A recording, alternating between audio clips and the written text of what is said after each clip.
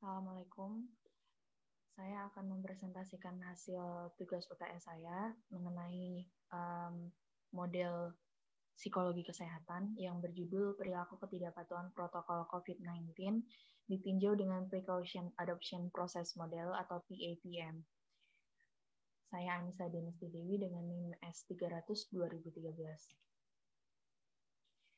Pertama, kita akan mengenal apa itu PAPM. PAPM adalah Precaution Adoption Process Model atau yang biasa disebut PAPM, mengidentifikasi sejumlah tahapan yang dilalui orang dengan urutan yang ditentukan, mulai dari tidak menyadari potensi ancaman kesehatan hingga pemeliharaan perilaku yang dirancang untuk menghilangkan ancaman kesehatan tersebut. Nah, beda dengan teoretikal dan lain sebagainya, bahwa model-model sebelumnya itu biasanya lebih ke bagaimana konsep atau sebab akibat dari suatu perilaku kesehatan itu saja. Sedangkan di sini PAPM itu model yang mengkaji dengan intervensi yang sudah ada urutan dari proses dari awalnya tidak tahu menjadi tahu, kemudian sampai dengan proses pemeliharaannya seperti itu. Kemudian bagaimana tahapannya? Ya, ada 7 tahap. Tahap pertama itu ketika orang tidak menyadari ancaman kesehatan karena mereka tidak memiliki pengetahuan tentang resiko yang ditimbulkan oleh ancaman tersebut. Nah, tahap kedua menggambarkan gagasan bahwa orang telah menyadari resiko yang ditimbulkan oleh ancaman kesehatan, tetapi belum berpikir untuk mengadopsi tindakan yang disarankan dan dengan demikian tetap tidak terlibat. Nah, kita di sini melihat fenomena COVID-19, di mana pada tahap 1 ini kita ibaratkan di bulan Januari di Indonesia itu belum ada yang terserang COVID-19. Nah, sedangkan di bulan Januari tersebut kita sudah mendengar berita dari Wuhan di Cina itu sudah banyak yang terkena COVID-19, bahkan mereka sudah dikarantina, tidak ada yang bisa keluar berhari-hari seperti itu. Akan tetapi orang-orang Indonesia merasa bahwa mereka itu masih aman karena masih adanya isu-isu yang mengatakan bahwa COVID-19 itu berasal dari, misalnya ada isu yang mengatakan bahwa COVID-19 berasal dari pabrik yang meledak, lalu itu adalah reaksi kimia yang akhirnya itu paparan radiasi dari pabrik tersebut, akhirnya itu menjadi virus dan lain sebagainya. Nah, kemudian di tahap kedua menggambarkan gagasan bahwa orang itu telah menyadari resiko. Nah, di tahap kedua ini di bulan Februari, akhir Februari kalau tidak salah, itu sudah ada yang terkena, orang Indonesia yang terkena COVID-19 positif karena mengikuti seminar di Malaysia, di Singapura, dan lain sebagainya, sehingga orang-orang tersebut membawa virus COVID-19 ke Indonesia, di mana kota pertama yang nampak atau tersorot oleh publik bahwa dia banyak terkena COVID-19 adalah Jakarta. Misalnya seperti itu. Nah, itu di tahap kedua. Jadi, seseorang itu sudah sadar bahwasanya ini bakal ada resiko COVID-19. Tetapi seseorang tersebut belum ada niatan untuk melakukan suatu tindakan dan lain sebagainya karena hanya sadar bahwa virus itu ternyata bisa masuk ke Indonesia, sudah masuk ke Indonesia seperti itu. Kemudian tahap ketiga sampai kelima, yang ketiga itu orang mempertimbangkan apakah akan mengadopsi tindakan pencegahan atau tidak. Akibatnya mereka ragu-ragu. Di tahap keempat penting, tahap keempat itu penting karena menyadari bahwa beberapa orang membuat keputusan aktif untuk tidak berperilaku dengan cara melindungi. Tahap kelima mencerminkan bahwa keputusan untuk bertindak dengan cara yang sehat telah dibuat sehingga niat berperilaku sehat telah terbentuk. Nah, tahap ketiga ini ketika pemerintah Indonesia, ketika orang-orang pada akhirnya menyampaikan bahwasanya COVID-19 itu tidak seperti yang dikatakan hoax-hoax yang beredar, tidak seperti ledakan pabrik kimia atau pabrik biologis yang akhirnya membuat paparan radiasi di Wuhan, tidak seperti itu. COVID-19 itu jelas ada dan sekarang sudah masuk di Indonesia. COVID-19 itu berbahaya, bahkan berbahaya bagi orang yang sudah punya penyakit, terutama penyakit paru-paru seperti itu. Nah, berita-berita seperti itu, informasi-informasi seperti itu yang tersebar pada akhirnya membuat pertimbangan oleh suatu individu, ditambah pula dengan tindakan-tindakan pemerintah seperti pembatasan skala besar seperti PSBB dan lain sebagainya, seperti social distancing, physical distancing. Hal tersebut membuat seseorang menjadi berpikir berkali-kali. Nah, di tahap 3 ini mereka akhirnya memproses. Jadi memproses, mengumpulkan informasi yang terkumpul itu akhirnya membuat mereka ragu-ragu. Aku harus bertindak sehat atau bagaimana? Sehat dalam arti lingkungan saat ini kan mengikuti protokol COVID-19, yaitu seperti physical distancing, social distancing, memakai masker, menjaga kebersihan, mencuci tangan, dan lain sebagainya. Itu yang sehat. Nah, akan tetapi ada juga orang yang akhirnya memutuskan bahwasanya dia tidak akan mengikuti protokol kesehatan atau protokol kesehatan tidak begitu penting seperti itu karena mungkin mereka sudah terbiasa untuk hidup bersih seperti itu. Jadi protokol kesehatan itu hanya sesuatu yang udah lama sebenarnya gitu. Tapi mereka tetap berdekatan dengan orang lain, tidak social distancing dan lain sebagainya. Nah, di tahap keempat, ketika seseorang sudah memulai berperilaku sehat atau memiliki niat untuk berperilaku sehat, maka dia masuk ke tahap kelima. Akan tetapi ketika seseorang itu sadar, tetapi dia malah ujung-ujungnya seperti defense, seperti tidak berperilaku sehat atau menghindari perilaku sehat karena dia punya gagasan lain seperti itu, dia memilih untuk tidak patuh pada protokol kesehatan karena memiliki gagasan lain seperti yang tadi, karena merasa dia sudah sehat, dia imun, dia tahan, tubuhnya tahan dengan penyakit seperti itu. Nah, dia berarti masuk ke tahap 4. Akan tetapi ketika seseorang sudah memiliki niat untuk berperilaku sehat, patuh terhadap protokol kesehatan COVID-19, berarti dia masuk ke tahap kelima. Kemudian di tahap ke-6, yaitu tindakan. Kalau di tahap ke-3, 4, 5, 3 itu proses pengumpulan informasi, 4 dan 5 itu proses bagaimana niat yang terbentuk dari pengumpulan informasi, sedangkan di tahap 6 adalah tahap action, yaitu tahap tindakan. Di mana ketika seseorang sudah berniat, maka di tahap 6 ini adalah tahap tindakannya. Apakah dia berperilaku ataukah tidak, seperti itu. Nah, di tahap ke-6 ini lebih ke seseorang yang melakukan perilaku kesehatan, yaitu mengurangi resiko penyakit gitu. Jadi di tahap ke-6 ini sudah memulai perilaku sehatnya. Kemudian di tahap ke-7 yaitu tahap pemeliharaan, di mana ketika di tahap ke-6 seorang sudah memulai perilaku kesehatannya, ia akan melakukan hal itu secara terus-menerus sehingga perilaku sehat itu tahan lama dan harus dipertahankan seiring waktu. Misalnya berhenti merokok, seperti itu. Akan tetapi tidak semua isu kesehatan, isu-isu yang berhubungan dengan kesehatan itu bisa masuk ke tahap ke-7. Misalnya proses imunisasi. Nah, untuk lebih jelasnya di sini ada tabel yang tahap pertama itu unaware of issue. Jadi misalnya seseorang itu tidak menyadari pentingnya imunisasi campak seperti itu. Kemudian di tahap kedua itu seseorang mulai menyadari pentingnya imunisasi campak. Karena kenapa? Pada akhirnya ada beberapa orang yang kena campak dan orang-orang yang terkena campak itu melakukan imunisasi. Dan ternyata setelah melakukan imunisasi, besoknya lagi atau beberapa tahun lagi dia tidak terkena campak, sedangkan orang-orang yang tidak melakukan imunisasi itu terkena campak. Nah, individu yang mempelajari fenomena tersebut atau mengamati fenomena tersebut akhirnya sadar, oh campak ini sepertinya penting seperti itu. Lalu di tahap ketiga mulai adanya informasi seperti intervensi dari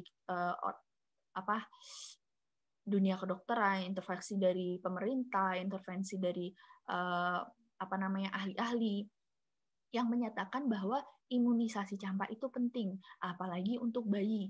Lebih baik dilakukan saat si bayi misalnya di umur 1 tahun atau kurang dari umur 1 tahun supaya bayi ini terlindungi dari penyakit campak dan lain sebagainya seperti itu. Nah, dari situlah di tahap ketiga ini dia mulai ragu-ragu, yang awalnya dia tidak tahu, awalnya dia tidak peduli itu campak, akhirnya dia ragu-ragu, apakah saya harus ikut campak, seperti itu. Nah, ketika dia ragu-ragu dan dia memilih untuk mengabaikan saja, atau mungkin merasa bahwa selama ini saya tidak diberikan campak oleh ibu saya, maka anak saya tidak apa-apa. Nah, pemikiran seperti itu yang akhirnya membuat dia mengabaikan imunisasi campak. Nah, itu berarti dia masuk ke tahap keempat. Sedangkan jika seseorang pada akhirnya memutuskan atau berniat untuk melakukan imunisasi campak, maka dia masuk ke tahap kelima. Kemudian di tahap keenam adalah tahap bertindak, yaitu tahap tindakan, tahap acting. Di mana ketika di tahap keenam ini seseorang melakukan imunisasi campak, sudah melakukan imunisasi campak langsung. Nah, karena ini imunisasinya hanya sekali, maka tidak adanya pengulangan atau pemeliharaan di nomor 7. Nah, di nomor 7 ini imunisasi campak itu tidak perlu dilakukan berkali-kali karena memang proses imunisasi itu hanya sekali, seperti itu. Kemudian ada jurnal-jurnal yang berhubungan dengan PAPM, di mana jurnal pertama mengenai sekolah ya.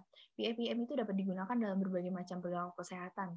Nah, dalam penelitian Nurfadilah dan Ariasi 2019 menyarankan pembauran pendidikan seks dan infeksi menular seks atau IMS dalam kurikulum biologi sekolah menengah pertama atau SMP serta kurikulum ilmu-ilmu sosial secara beriringan dalam rangka menghindari perilaku beresiko dan perencanaan perilaku sehat di masa depan. Nah, di jurnal ini lebih ke kajian literatur jurnalnya, di mana sebenarnya PAPM ini sudah banyak digunakan untuk kurikulum-kurikulum di pendidikan seperti itu. Jadi PAPM ini tidak hanya digunakan untuk satu individu saja, tetapi juga bisa digunakan untuk mencegah atau mempromosikan perilaku kesehatan, mencegah penyakit dan mempromosikan perilaku kesehatan seperti itu. Yang kedua, yaitu dari Alfarizi dan Nusa Dewiarti 2020 yang menguraikan mengenai subjek penelitiannya yang menderita dermatitis kontak iritan atau DKI. Dermatitis kontak iritan itu seperti gatal-gatal pada pekerja bangunan, di mana model PAPM yang digunakan untuk mengedukasi perilaku sehat dalam proses rehabilitasi DKI, yaitu pekerja bangunan itu mencapai tahap trial, yaitu mulai menerapkan pola berobat yang preventif, menggunakan APD saat bekerja, berolahraga, mengkonsumsi makanan yang sehat, dan menghindari bahan yang menyebabkan timbulnya reaksi iritasi. Nah, di jurnalnya ini kliennya itu diberikan beberapa saran kepada dokternya seperti yang tertera di PPT. Nah, kemudian si kliennya ini mengikuti apa yang dikatakan si dokternya. Nah, itu kan tandanya si klien ini sudah melakukan tindakan seperti itu. Awalnya klien tidak tahu apa yang terjadi pada dirinya, dan kemudian dia berobat ke dokter. Ketika dia berobat ke dokter, dia diberi banyak informasi. Setelah itu dia mengikuti yang disarankan oleh dokter. Dia adalah pekerja bangunan atau tukang bangunan, tetapi dia punya penyakit kulit yang kulitnya itu di tangannya. Yang otomatis sebenarnya tangannya itu dipakai untuk banyak hal, di mana tukang biasanya kan mencangkul, apapun lah pekerjaan tukang, pekerjaan bangunan seperti itu. Nah, itu menggunakan tangan. Nah, dokter menyarankan selama dia proses penyembuhan atau proses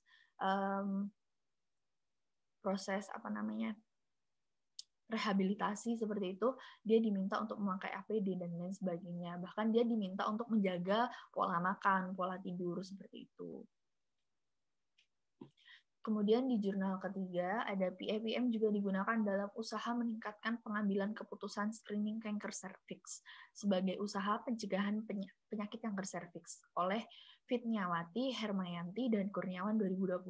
Ini modelnya eksperimen dengan dua kelompok, yang satu kelompok eksperimen, yang satu kelompok kontrol, di mana bagian kelompok eksperimen itu diberikan PowerPoint, leaflet, video, dan WhatsApp yang berisikan tentang media, penyimpanan informasi, dan media sosial WhatsApp sebagai media pilihan yang meningkatkan pengambilan keputusan screening kanker serviks. Jadi di media-media yang sudah disebutkan itu, dia diberikan informasi bahwa kanker serviks, pentingnya screening kanker serviks seperti apa, seperti itu. Yang pada akhirnya menghasilkan pretest post-testnya bahwasanya pemberian media itu atau pemberian informasi tersebut melalui media itu lebih efektif untuk meningkatkan pengambilan keputusan screening kanker serviks. Kemudian untuk isu yang saya ambil yaitu ketidakpatuhan protokol COVID-19. Ketidakpatuhan itu apa sih? Ketidakpatuhan adalah kondisi di mana individu atau kelompok berkeinginan untuk patuh, tetapi ada sejumlah faktor yang menghambat kepatuhan terhadap saran tentang kesehatan yang diberikan oleh tenaga kesehatan. Nah, pada akhirnya mereka menjadi tidak patuh seperti itu. Contoh kasusnya, di Jakarta pada bulan April sudah menerapkan PSBB atau pembatasan sosial skala besar dalam usaha pencegahan COVID-19. PSBB diterapkan dengan membatasi akses keluar dan masuk warga di wilayah tersebut dengan physical distancing dan penggunaan surat sehat dan tes swab dalam men-screening COVID-19 supaya tidak menyebar. Hal ini menandakan mulainya adanya batasan perilaku sehingga seseorang mulai ragu-ragu dalam bertindak dan menimbang-nimbang yang akan dilakukan seperti pada tahap ketiga. Yaitu tahap 3 tadi, tahap ragu-ragu, tahap di mana informasi itu banyak muncul, akhirnya dia berpikir seperti itu. Kemudian pada tahap ketiga inilah yang menentukan apakah seseorang akan memilih untuk patuh atau tidak patuh dengan protokol kesehatan yang telah ditetapkan oleh pemerintah. Seseorang yang tidak patuh kemudian akan masuk ke tahap keempat. Ketidakpatuhan yang dilakukan menggambarkannya bahwa seseorang menolak untuk bertindak seperti yang telah dianjurkan. Nah, pergerakan antara tahap keempat dan tahap kelima atau ke tahap keempat atau tahap kelima tergantung pada kerentanan yang dirasakan dan tingkat keparahan penyakit, norma sosial yang dirasakan mengenai penyakit, dan keyakinan tentang seberapa efektif tindakan pencegahan penyakit. Nah, keparahan penyakit itu misalnya sebanyak apa COVID itu tersebar. Kemudian norma sosial yang dirasakan mengenai penyakit itu bagaimana lingkungan sosialnya itu akhirnya mempersepsikan COVID-19. Apakah itu penyakit yang hanya konspirasi atau itu penyakit yang memang sangat berbahaya seperti itu. Bagaimana lingkungan sosialnya memberikan aturan-aturan atau menilai penyakit tersebut seperti itu. Kemudian keyakinan tentang seberapa efektif tindakan protokol kesehatan terhadap pencegahan COVID-19 tadi. Karena kan banyak sekali seseorang yang berpikir pada akhirnya social distancing ujung-ujungnya juga paling deket-deket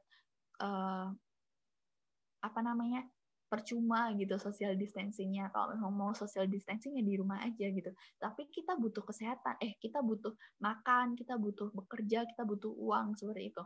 Sehingga pada akhirnya ia merasa bahwa protokol kesehatan itu percuma dilakukan gitu. Akhirnya akhirnya dia tidak patuh seperti itu. Itu contoh-contohnya. Kemudian mengkritisi modelnya, PIPM memiliki keunggulan seperti dapat mengidentifikasi secara luas dan jelas apa saja faktor yang menghambat dan mendukung dalam setiap tahap, sehingga dapat mengetahui intervensi seperti apa yang tepat berdasarkan tahapannya dengan melihat aspek dan faktor yang berkaitan dengan perilakunya. Sedangkan PIPM memiliki kekurangan seperti kurangnya penelitian yang menggunakan metode ini sehingga kurang bukti empiris, kurangnya penjelasan lebih lanjut mengenai seseorang yang tidak lagi berperilaku seperti yang distimuluskan. Kebetulan ketika saya mencari jurnal tentang PIPM ini masih sangat minim sekali, terutama di Indonesia, seperti itu. Sekian dari saya, terima kasih. Wassalamualaikum warahmatullahi wabarakatuh.